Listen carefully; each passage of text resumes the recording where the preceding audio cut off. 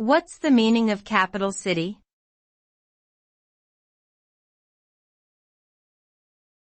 Capital city.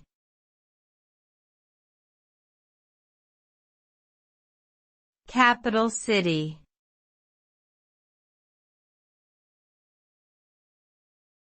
Capital city.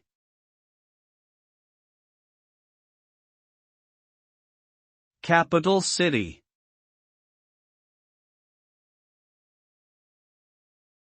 A capital city refers to a city that serves as the administrative center of a country or region.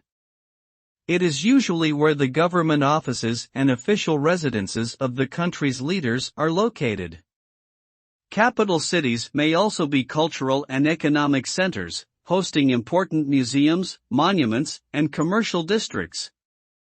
They are often the most populous cities in their country and serve as a symbol of national identity.